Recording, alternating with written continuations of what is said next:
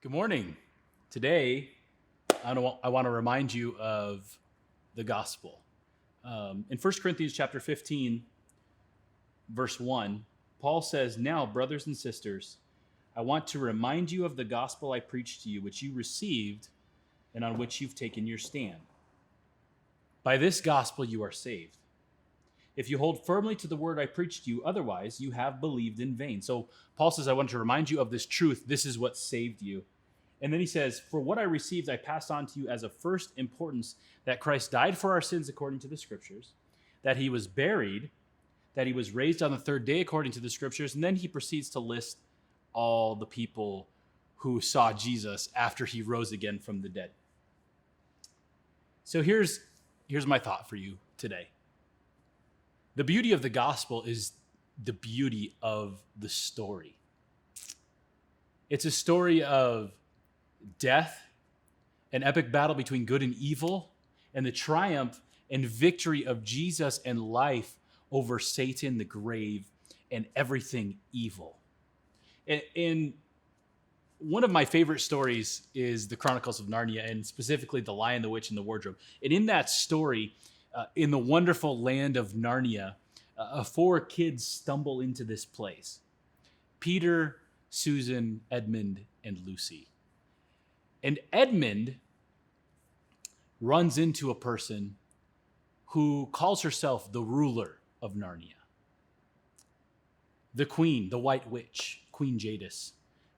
And she's ruling over Narnia, and she's using her power to make it always winter and never Christmas. And she entices Edmund with some Turkish delight, a dessert that's so good that Edmund wants to eat it. And someone who's allowed to eat it will eat it till they eat themselves to death or till somebody stops them. She entices him with this to come to her side and betray her brothers and sisters in order so he can set up his own little kingdom and be the king over Narnia.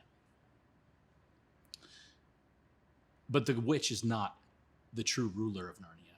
The queen is not the one who is actually ruling over this land. You see, Aslan will return, and Aslan's the true ruler. And when he does return, he confronts the witch, and he sends an army to rescue Edmund, to rescue him from the witch's clutches, from the prison that she's kept him in, where he's trapped and where he's enticed by that good-looking Turkish delight, but he's thrown into a cell. The queen goes to Aslan and she says, "This one's a traitor. And because of his sin, because of Edmund's sin, he deserves death." And Aslan says, "It's true."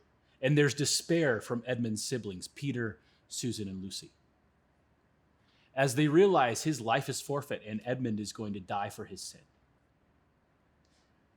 And then the beautiful part of the story happens. Rather than Edmund dying, Aslan steps up, lays aside his power, puts aside his kingly position, and he dies in the place of Edmund. And there's celebration and there's cheering in the dark night as Aslan's put to death and the evil forces celebrate. And then the dawn comes and Aslan rises again. This story is a picture of the gospel. It's a picture of what happened to Jesus, how Jesus was put to death on the cross.